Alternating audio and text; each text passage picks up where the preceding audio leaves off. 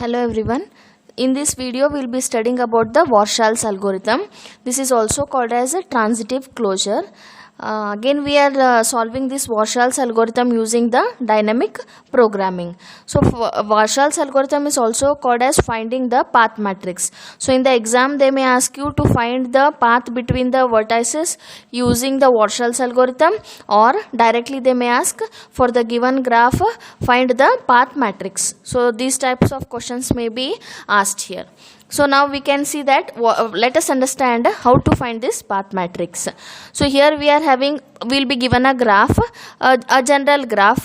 It is a graph which contains the set of vertices V and the set of edges E, and let n be the number of vertices in the graph here. So the matrix n cross n is a path matrix whose elements are given by any element in that particular matrix is a 1 if there exists a path from vertex I to j. It is a 0 if there does not exist a path. So this is called as a path matrix. So with a given graph we are going to find the initial path matrix. After that we are going to see about the transitive closure. So what is transitive closure is, suppose there is no direct edge between I and j. So the edge between I and j is not there, so it is 0. Okay, but there is an indirect path from k, indirect path to j through this vertex k. How it is? I to k, k to j. So if such path exists, if there is no direct path between the two vertices, but there exists an indirect path through any vertex k, then we say that I to j is also 1. So what we are saying? If there is no direct edge I to j, if I to j is 0, but if there exists I to k and k to j, then we can say that I to j is equal to 1. This is called as transitive closure. So find the, this way also the question may be asked, find the transitive closure using the Warshall's matrix, or find the transitive closure with the path matrix. Like this also they may be asking you. Now this is what we will see later after solving the sum here. So now you can see here with an example I will explain. Apply the Warshall's algorithm to compute the transitive closure, that is the path matrix for the given graph below. So this is a directed graph given to you and we are finding the adjacency matrix. So this is a regular adjacency matrix which contains a 1 if there is edge in between the vertices. See for example A to B is 1, other all are 0. Similarly from B to D we are having 1. Next, C is not having edge, so C row is all 0. D to C, D to A and D to C we are having a 1. This is your adjacency matrix. Now we have to start applying this Warshall's algorithm. So for applying this Warshall's algorithm one by one, we are considering one vertex at a time. So first we will find, this is adjacency matrix. This is adjacency matrix A. Then we are finding A power A power B, A power C and A power D. These are what? This is the transitive closure for vertex A, transitive closure for vertex B. Similarly for each vertex we are going to find. When we consider the first vertex A, what we have to do?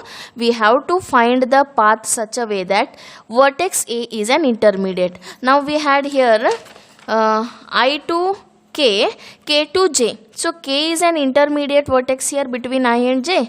In the similar way we have to consider the path between path such that A vertex is the intermediate. For that what we are going to do is, so we are solving for A power A. So consider the 8th row and 8th column. You can see that I have shaded these rows, 8th row and 8th column. So after considering this 8th row and 8th column, then consider only the non-zero values.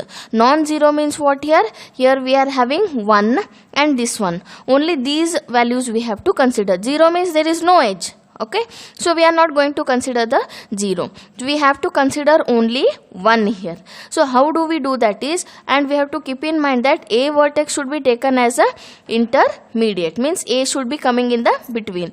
Now I will tell you an example here. See, D to A is 1, then A to B is 1. See, A has become an intermediate vertex here. D to A is 1 and A to B is 1. So we have considered only the non-zero values. So this A has become an intermediate value here. So when A has become an intermediate value, see, this A has become an intermediate value. So I to K, K to J. So directly from we are having the I to J, means what? D to B is also taken as 1. Understanding? So what we have done here, we have taken I as the I in the sense we have taken A here in our example, A as the intermediate vertex. So D to A and A to B. So A common, so D to B we are having a 1. So D to B is 1. So what we have done here in D to B, see, D to B initially it was 0, but now we have got here 1, so I have taken here 1. See, are there any combinations like that? No, there are only 2 ones, no? So we don't have any combinations. So in this first step we have got D to B as 1. Next we have finished this step. Now consider the vertex B here. So when we are considering vertex B, so what will happen here in the vertex B? We have to consider B as an intermediate vertex. So bth row and bth column I am considering. Bth row and bth column. So here B should become intermediate. So how A has come here as intermediate? In the same way here B should be taken as the intermediate value here. How we are doing? See, so now let us take here first one. So A to B is 1. A to B is 1. Then B to what? B should be taken as intermediate here. B should be taken as intermediate. See here, B should be taken as intermediate. So A to B is 1. Then B to what? B to D. B to D is 1. Understanding? A to B is 1. B, see, first only you don't take B to D. Then D will become intermediate. Is it not? So first see such non-zero values. First see such non-zero values which are having B as intermediate. So now here what we are taking? A to B as 1 and B to D as 1. This is one combination here. Next in the Bth column again we are having here one more non-zero value. So D to B is also 1 and B to D is also 1. So now you may think that B to D I am repeating. No matter. Okay, it is also correct. So we can repeat with different combinations. See here D to B, here A to B. So these are different combinations. Even if this is the same, then nothing will happen. Okay, so what we are doing here, D to B is 1. See, a B has become intermediate, B to D is 1 here. So now what we are doing here, D to D is 1 and here A to D is 1. So D to D it was 0, we have got it as 1. Next A to D was 0, again we have got it as 1 here. So now these two combinations are over. So we have finished the A power B now here. So next we are going to see now C here, A power C. So now what we will do here, so we are considering the C vertex. So Cth row and Cth column should be considered. Cth row and Cth column should be considered. Now in this what happens, we have to take C as an intermediate. C as an intermediate. So here D to C is 1, but C to any vertex is not 1. So we cannot do anything here. There can be no changes made. Cth row is completely 0. So no changes can be made. So leave it as it is. Next go for the next step. That is A raised to D. Dth vertex we are considering. So D should be taken as an intermediate vertex here.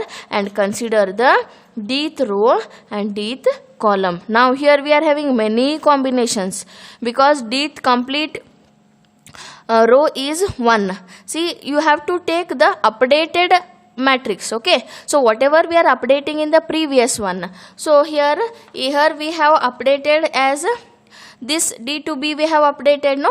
So D to B, that I have taken here. See, updated, it was 0, I have made it as 1 here. Now here A to D and D to D, 1 should be there, so that I have taken here 1 and 1. So updated value of the matrix you have to take in the every pass. So now here dth row and dth column, here D should be considered as an intermediate. Now you can see here A to D is 1 and D to A is 1. Next A to D is 1 and D to B. With 1, this one A, B, C, D. Consider all.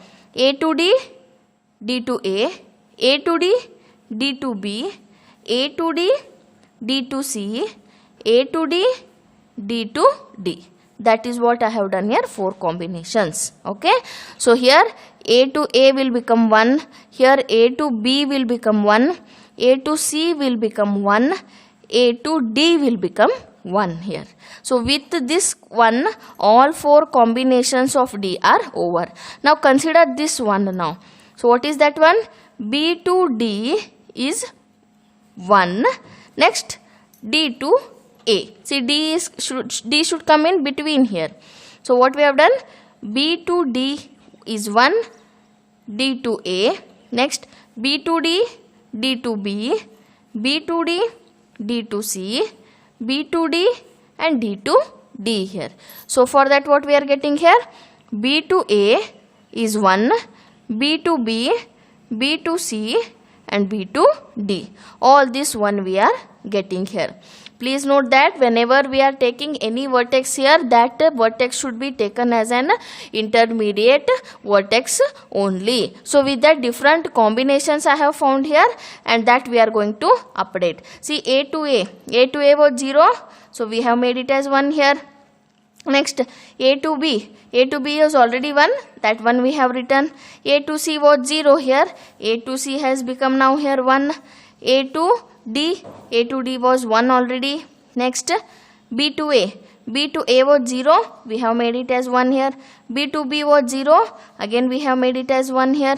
B to C was 0, we have made it as 1. Like that, whatever updation we are getting here, that we are updated. See, we are having only 4 vertices, A, B, C and D. So like that, A, B, C and D power we have got. This is the final transitive closure. So what transitive closure means? If there is no direct route between I and J, if there is no direct route between I and J, but if there exists a route from I to K and K to J, therefore we can say that K is common, therefore I to J is equal to 1. Like this we can write. So this is the transitive closure.